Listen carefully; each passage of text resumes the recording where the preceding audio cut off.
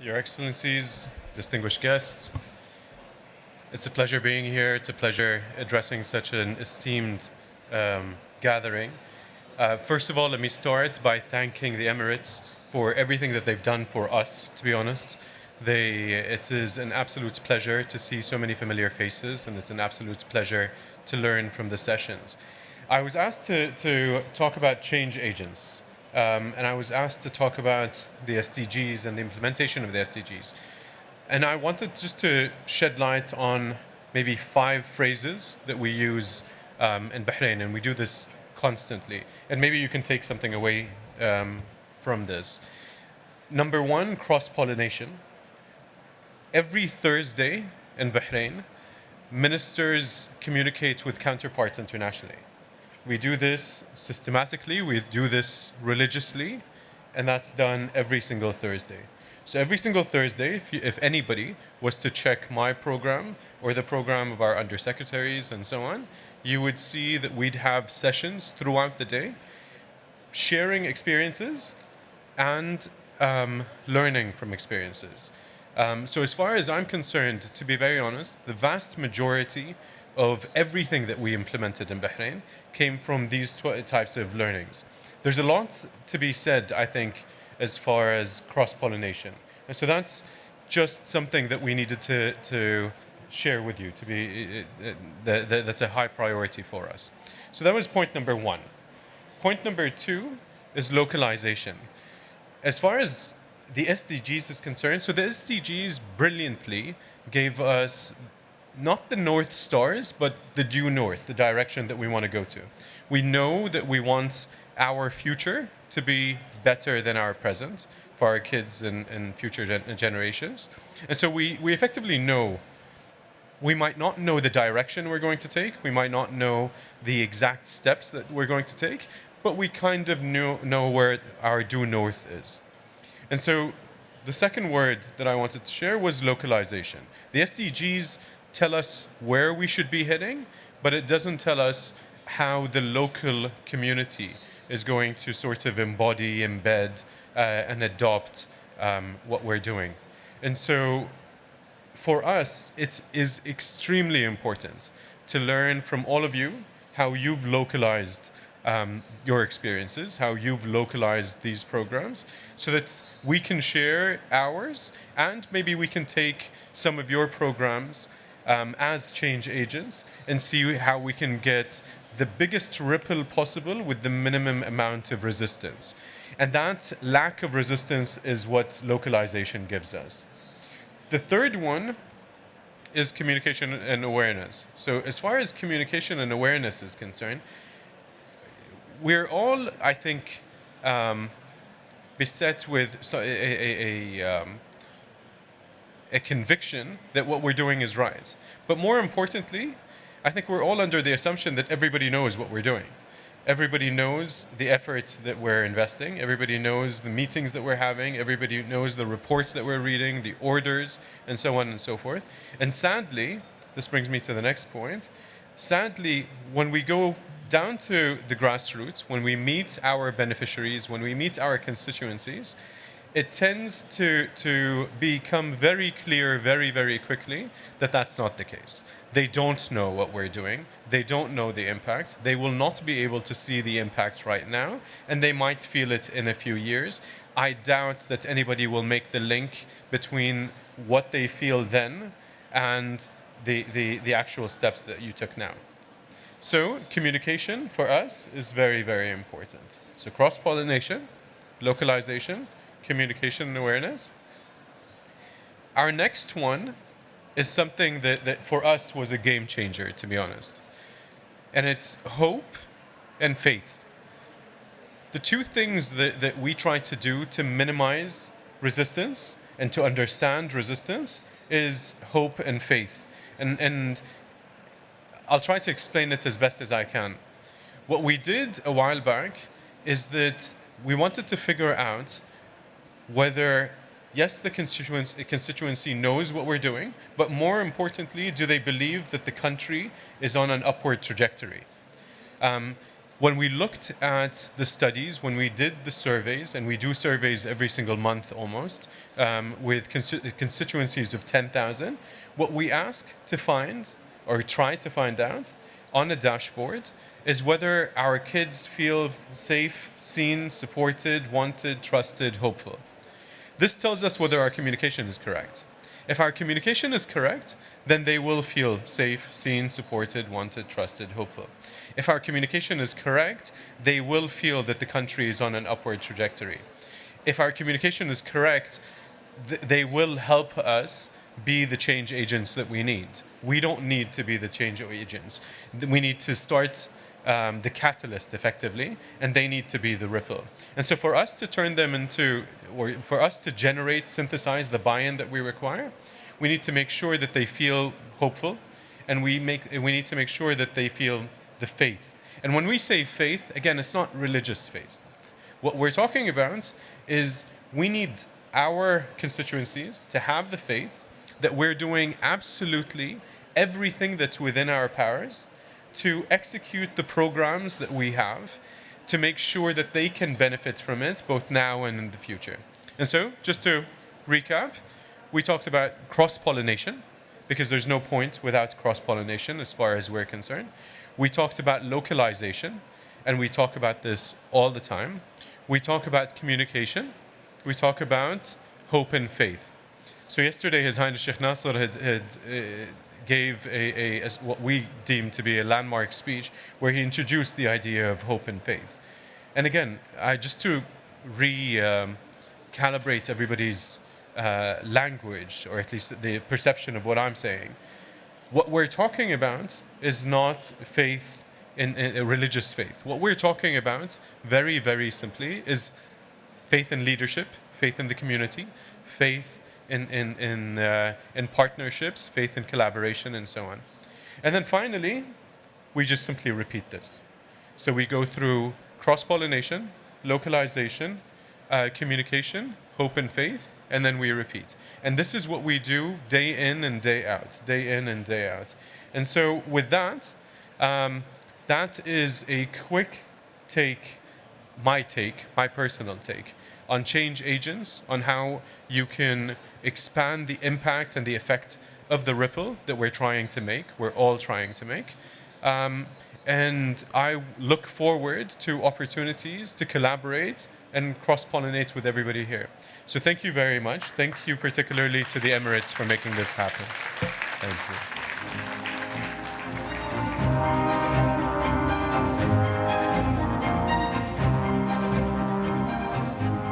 Thank you, Your Excellency Ayman Tawfiq Al-Muayyid of Bahrain. You touched upon some very interesting ideas about change making. I'd now like to invite the Right Honourable Nigerente Edward, Prime Minister of the Republic of Rwanda, to deliver a special keynote address on the importance of the SDGs in Action 2022.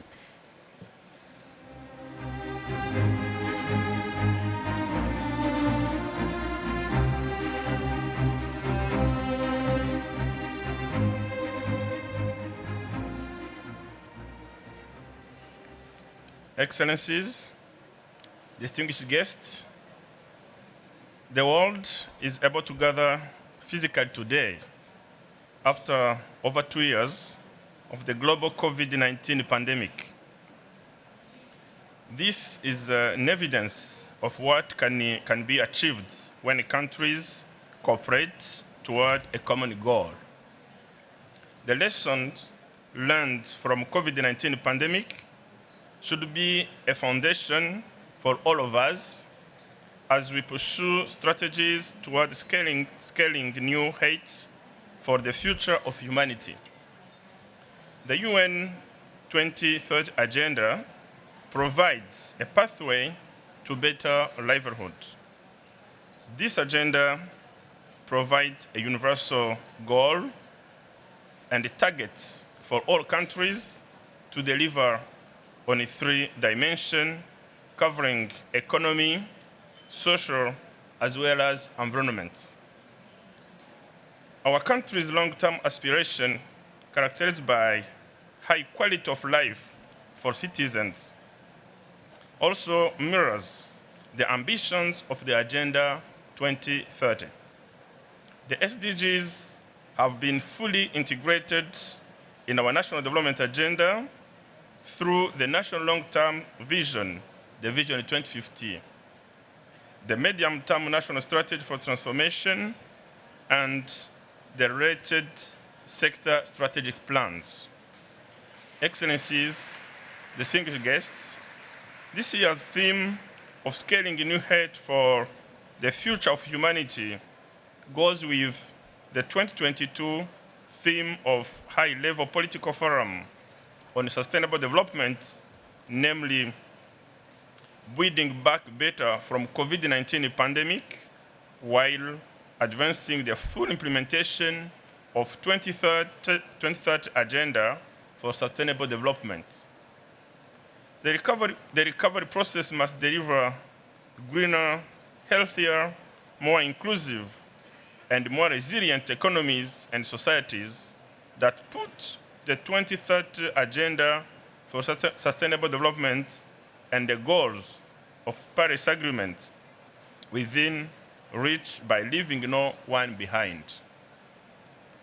On the recovery front, allow me to share with you key aspects of Rwanda's economic recovery efforts due to COVID-19 negative effects. The government of Rwanda's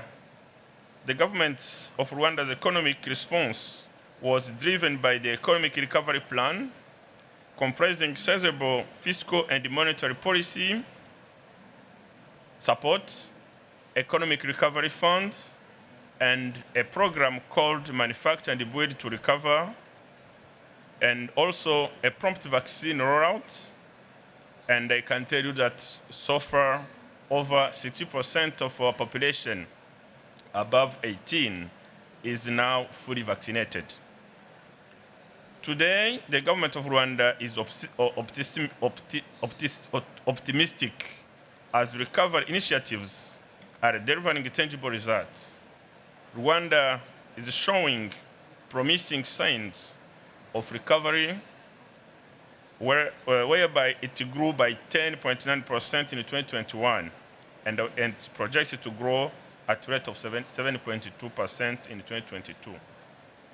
Excellencies, this session on SDGs in action is an appropriate moment for us as a global leaders, both in the public and business community, to reflect and devise strategies to reinforce our commitment and maintain the momentum for the decade for action, 2021-2030. The 2030 agenda was ambitious and required substantial financial resources which weren't available, especially due to most developing countries. This has been worsened following possible reversals and strain that COVID-19 inflicted on most countries that often led to relocation of most financial resources toward confronting the pandemic. Furthermore, the impact of human-induced challenges toward the delivery of sustainable development, such as impact of climate change and more recently the geopolitical tensions on global commodity prices, reaffirms the need to refocus on the critical elements of the 2030 agenda, which are people, prosperity, peace, planet, and partnerships, also known as the 5 pieces.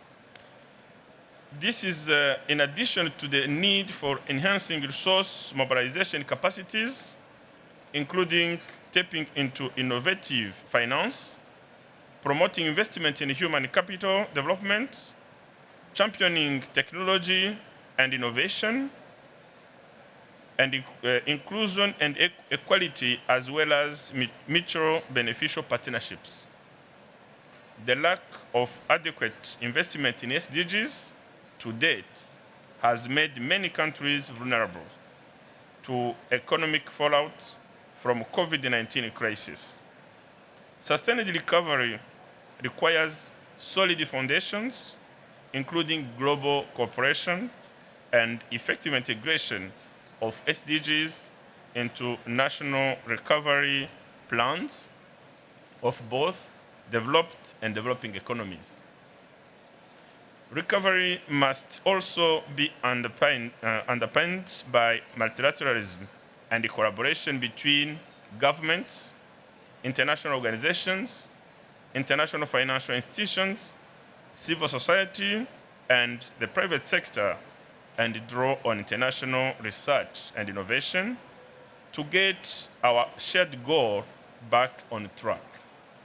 Excellencies, distinguished guests, as Rwanda, we are committed to working this transformation journey toward achieving the 2030 agenda domesticated in our national strategy for transformation, as well as collaborate with other countries, especially on African continent. In relation to SDGs reporting, Rwanda has committed to undertake voluntary country reports that are part of the follow-up and review of the 2030 Agenda for Sustainable Development. These provide opportunities for sharing experiences, including successes, challenges, and lessons learned with a view of accelerating the implementation of the 2030 Agenda. The presentation of the voluntary country report at the UN High-Level Political Forum on Sustainable Development started in Rwanda in 2016.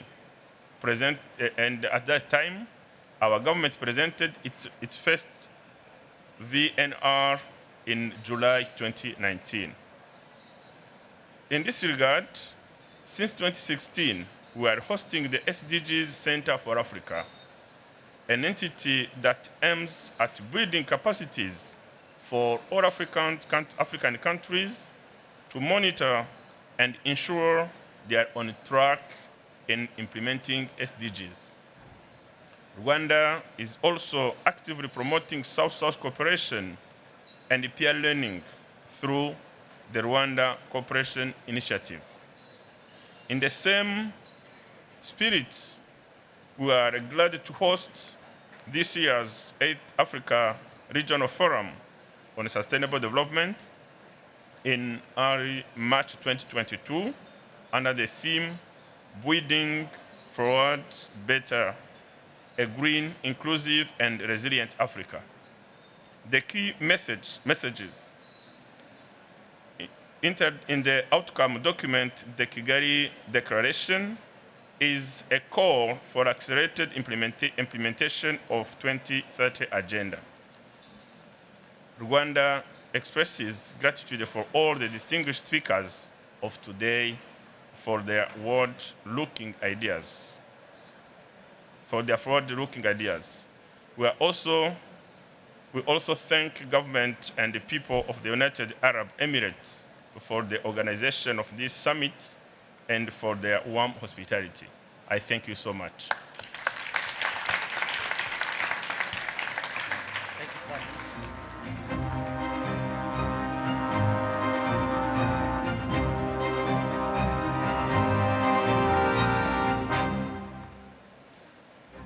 Thank you, Your Right Honourable Nijrente Edward, Prime Minister of the Republic of Rwanda, for shedding light and sharing with us the experiences of Rwanda for the SDG goals. After the brief remarks shared by our Excellency Ayman Tawfiq Al-Muayyid, which has set the course for the change agents weaving endless possibilities, I'd like to welcome the distinguished guests for the Global Councils on SDGs, which have been inaugurated during the 28th edition of the SDGs in Action at the World Government Summit. The councils are a composition of global leaders from multiple sectors around the world to address the SDGs through innovative partnerships and impact-driven projects. Please welcome our next panelists to the stage, Dr. Mohammed Ali Pat, Julio Frank Professor of the Practice of Public Health Leadership, Harvard, Ms. Mariami Bari, Head of Impact-Based Finance at Societe Generale Corporate and Investment Banking. Mr. Ibrahim Az-Zu'bi, Chief Sustainability Officer at the Majid Al Futtaim Holding, and Her Excellency Ms. Khawla Al Meheri, Executive Vice President of Strategy and Government Communications, Dubai Water and Electricity Authority. The moderator of the panel,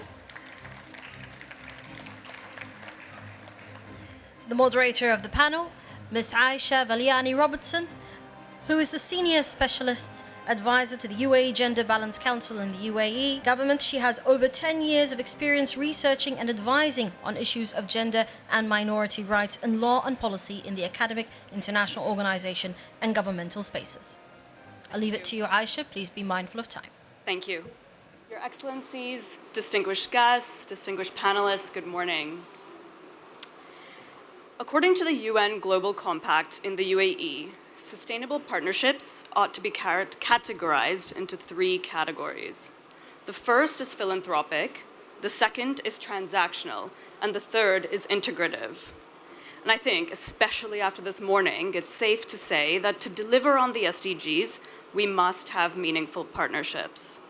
But, according to the Global Sustainability Database, currently only 24% of cross-sector partnerships actually match these expectations. And all of your focus areas, climate, financing, public health, and policy solutions, demand collaboration to ensure effective problem solving. Essentially, all of you, as members of global councils, have to connect in order to innovate, in order to solve. And so I start with you, Ms. Buri. Thank you for joining us today. Your global council, the Finance Advisory Board, has perhaps the greatest responsibility to actually support SDG implementation in the realm of the global councils. What do you believe the global councils should take into consideration when connecting into the finance ecosystem to fund their projects? So I'm going to be a bit disruptive.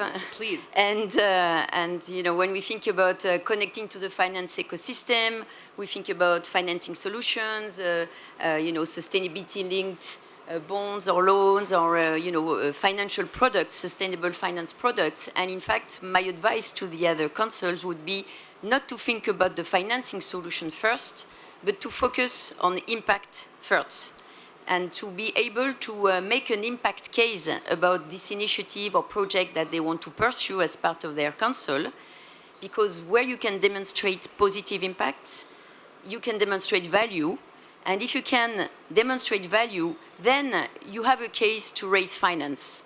Because each time financing is made, whether it's you know, a grant or a loan, whether it's public or private, the question is, how do I get my money back? I'm making an investment. How do you convince me that I'll get my money back either in cash to repay the loan or in kind because it's public investment and I want to make sure that I'm bringing value for the people. So I think to be stronger and more efficient in order to raise funding for those initiatives that the various councils are putting together, my first advice would be really to take enough time to identify as many impacts as possible that can be derived from the initiatives that are going to be launched, so have a multi-impact approach, you know, this nexus approach that many of the previous speakers referred to. See how you can also reduce the costs, so make this investment the most efficient possibly, and this can be done by mutualizing solutions, by you know, building on existing initiatives rather than inventing another one that we do, you know, more or less the same as the previous one, but a bit differently. Why not build on what's done already and augment it with some new ideas, some new resources, and demonstrate what is the value that is created, because with this type of material, we are much better equipped to then identify who are the stakeholders, the interested parties that will recognize that value and are ready to invest so that you can, you know, deliver this value, deliver this impact. And with this basis, really, we are better armed to open up networks, because the Finance Advisory Board is really a group of experts from philanthropy, investing, and financing community here to support the other councils, and we'll be more efficient at doing that if you can make the impact case of your initiatives so we can mobilize the financing and other resources we have access to. Thank you for that. Continuing on with the thread of financing for impact, Mr. Al-Zubi, I turn to you. Majid Al-Futtaim and your council on SDG 13 have a series of climate action programs. So I ask you, how do you maintain momentum and action in the private sector, not just to prioritize sustainability, but also to weave it into your overall business interests? Thank you very much, Your Excellency Sheikh Lubna Al-Qasimi, Excellencies, everybody, colleagues. First of all, I would like to acknowledge being in the most, so far, diversified panel.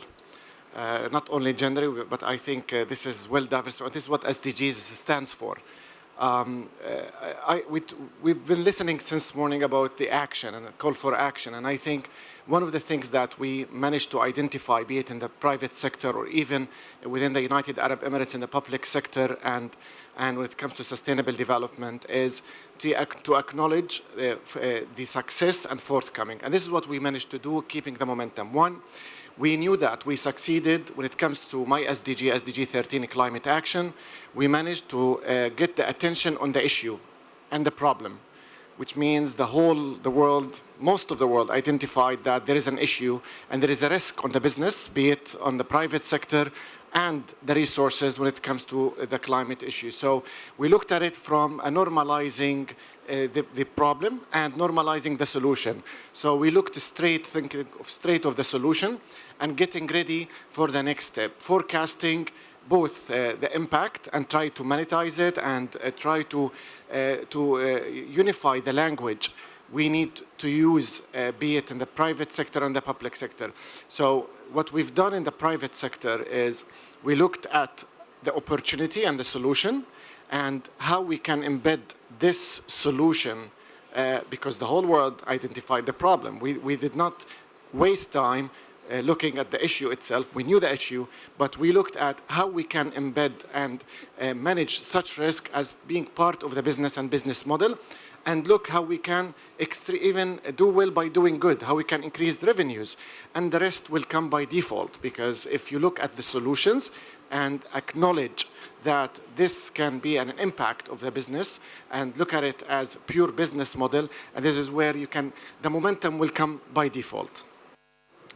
Thank you for that. Now, continuing on with the point on momentum, Dr. Pate, you chair the Global Council on SDG 3, and the Health in Your Hands initiative has actually made knowledge accessible to communities and practitioners around the world, which in many ways is a real manifestation of partnership. Could you tell us in brief about the initiative, but specifically also how you engage diverse stakeholders to come together to increase access to healthcare? Thank you. Health in Your Hands initiative is a legacy initiative in the first term of our Global Council, which we're building on now in the second term of the Council. The Council itself is an amazing multidisciplinary, multi-sector group of professionals, practitioners, academicians who've come together to really see how to catalyze momentum around SDG 3, but also linked to all the other SDGs. As we've seen with COVID, health is linked to all the SDGs, in fact. And how do we come together and think, organize, and catalyze impact? There are 4 domains that we would measure in terms of our success. The value add of this multi-stakeholder collaboration. What is it that we are uniquely positioned to contribute in this arena? Innovations, organizing them, harnessing them, and driving impact at the country level is one that we feel that this council can contribute in that direction. Secondly, the impact itself at the country level, because I think Mary Amy mentioned that what is it that global partnerships exist, but they're only meaningful if they touch lives at the country level, at the local level. How do we reorient those innovations? The 50 that were harnessed in the previous term, and then the 10 that were selected as sort of the most impactful, and how do we advance them so that they touch the lives of people? Third, how do we leverage the resources and the capabilities existing between members of the council and the institutions that we represent so that we drive this agenda? Because at the end of the day, it's resources, and how do we leverage those resources for much bigger impact? not only financial resources, but the time of people, the intellectual capabilities that exist. And then finally, in terms of the duration of it, impact takes time. Partnerships, SDGs, whatever partnership takes time. And so we're building on what was developed in the first term of the Global Council 3 to accelerate progress out of the SDGs. The 10 innovations that we are focusing on in this Health in Your Hands platform really goes beyond maternal and child health and basic health services to other things like food and nutrition, empowering frontline health workers, using technology and innovation, digitization, gender. Those are all embedded in those core sub-select innovations. And there could be more, but at least it's a good start to see how we can move forward with them, not only in connecting them with the Financial Advisory Board for financing, but also in learning what are the structural constraints to innovators. There are many pilots out there.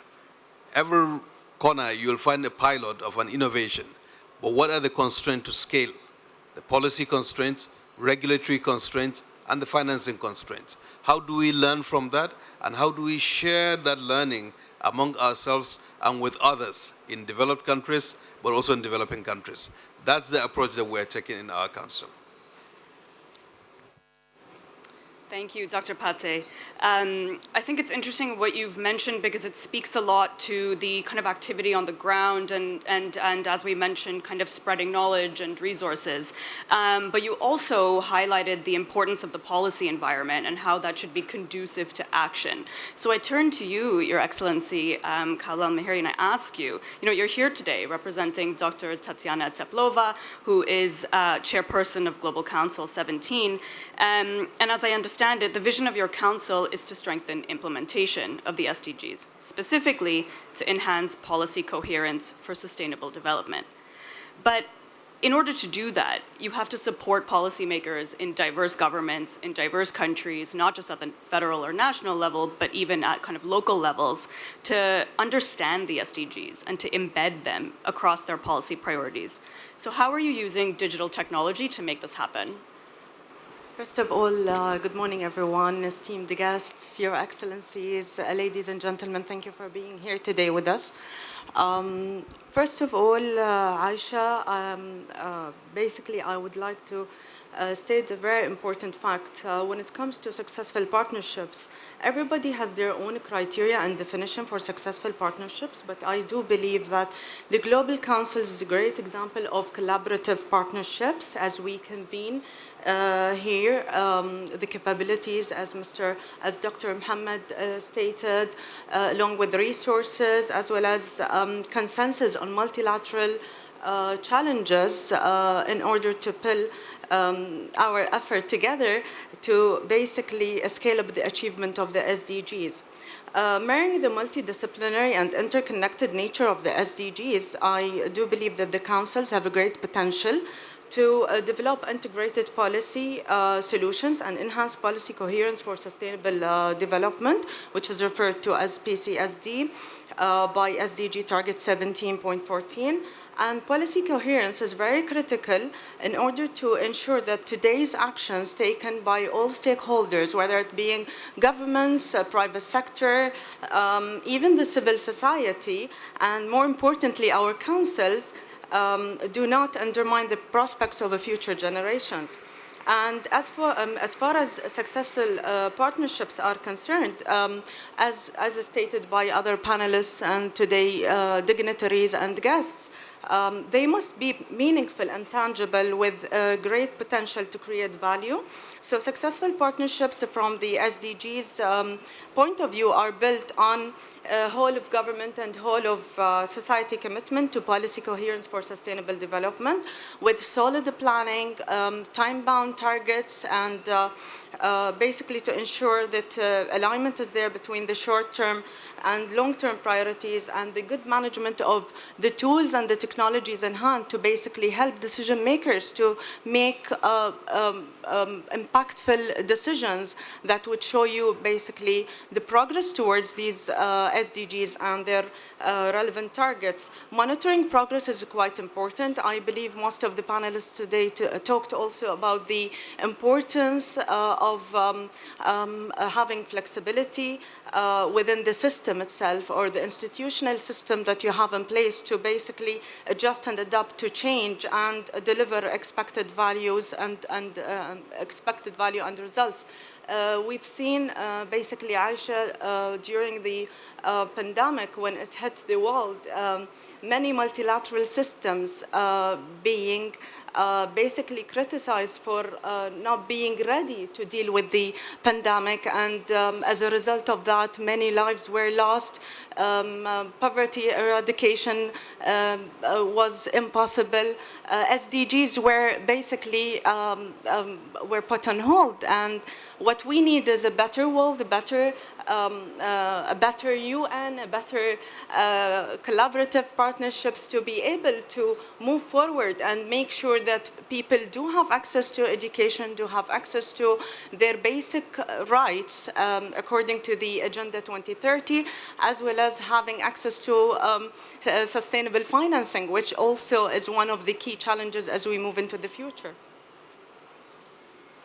Thank you very much, Your Excellency, for that. You said two things that stuck with me, and I'll use them to jump into the final question. You mentioned measuring, the importance of actually measuring success, and monitoring, rather, and you mentioned the need for some freshness, some new ideas to how we address global challenges which are being faced by all of us. So in brief, I'll ask each of you to speak to how you will measure success for each of your global councils. I think to the extent that we are able to identify pathways for taking innovations to scale and share that knowledge broadly with countries and make that happen in partnership with the countries, that will be success. To the extent that we're able to work with Financial Advisory Council to help those innovators get the resources, that will be success. I think those two metrics, and to the extent that we have fun while doing that as a group, that also will be success, I think. Thank you, Dr. Pate. Ms. Burry. Yes, so I second on the fun thing. I think it's important to have passionate and motivated people and develop trust between those different groups that we are representing here. So success is really having motivated groups working together, and eventually success will be measured by the impact we'll have. So not so much, talking at conferences, but concrete actions that result in impacts that we can track, and having as efficient as possible investments where we achieve multiple impacts and make the best out of the financing and the funding we'll be mobilizing. So we are definitely intending to set ourselves some measurable targets, and we're currently reaching out to the other councils to see what are the projects to be accompanied, and hopefully will be of some help. I think I'll give a very practical measurement that it's been in use, and if you would like to go and call for action, we have ESG, the ESG rating, environment, social, and governance, and this is here, for example, in my group, where we did in the last 2 years a transaction around $2.7 billion based on ESG, other than we have now TCFDs, KPIs, Science-Based Targets Initiative. We've been talking about it in the Climate Week, and it's endorsed and approved by the Competitiveness Council, by United Nations. So from a private sector perspective, back to your question about the momentum is there. We need to scale it up. How we scale it up? We have a measurement tool that we must use. What is the measurement tool? It's an ESG. So technically, I'm talking about a manual, for example, now for climate action that public sector and even CEOs can take, which is the solution is there. We succeeded in identifying the issues, and now we have the platform, which is the SDGs. We just need to succeed in scaling up the solution. How we scale up the solution? Looking at measurements, which is off the shelf, it's already there. We have financial institutions ready. We started to see asset managers globally to shift into SDG or sustainability-related or linked financing platforms. The governments, we are in the World Government Summit, we are talking about SDGs and the presence of we've been presented by ministers, which means the governments are there approving, endorsing. We just need to scale up, and we need to start scaling up the solutions and action instead of talking about the main issue. We have solutions there. Just let's scale it up, let's work together, and this is, I think, what we succeeded. The SDG counts as the best example you can give globally for any solution. We work a lot together. We have a meeting after this, the two councils, for example, on how we can work together on sustainable finance, the partnerships. So there is a great model to be maximized, and you talked about the UN, Khawla, and I think the United Nations, if you look for a good example now, if they want to reinvent for post-COVID-19 era, I think what the United Arab Emirates did in the SDG councils is a great example that can be taught and can be put in a manual for international multilateral organizations. So that's I think, for me, the measurement now is how many impacts we can see from other, the WGS of the world. If we can see a cloning of what we do here in the United Arab Emirates from a government level and from private sector level. Thank you. Your Excellency. Well, I do believe that we can mirror the example set by the UAE here in many countries, and we've seen efforts made by some countries also to institutionalize the SDGs within an integrated system using basically a whole of government and a whole of society approach to implementing policy coherence for sustainable development. The key criteria for success, I would say, from the perspective of the SDGs, is having a clear vision, and the UAE is already has put together the global councils with the intention to integrate that within its system, and we've seen efforts being made by both public as well as private sectors in different aspects of their businesses, where SDGs are being really deeply rooted in their organizational cultures. What we need is basically the more awareness about what we're doing in order to engage basically with the civil society and make sure that it's a truly two-way communication for that.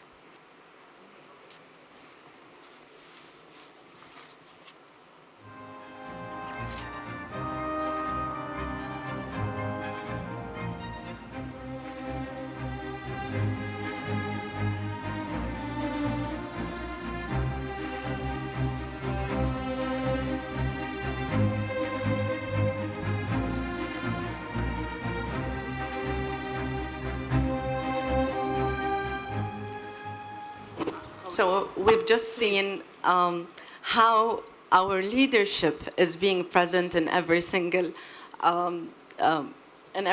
aspect and place, and basically engaging with the people, and that's what we truly call a political commitment that, if could be mirrored around the world, would set a great example for everyone.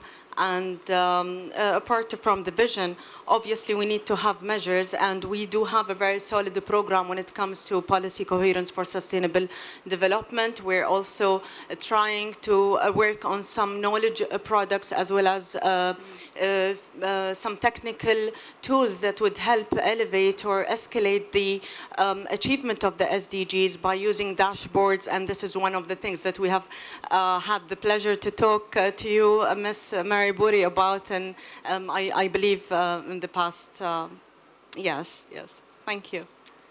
Thank you very much to all of you. I know we're short on time, but could have a much longer discussion. Thank you for sharing your insights and for a discussion that was both uplifting and practical. Thank you.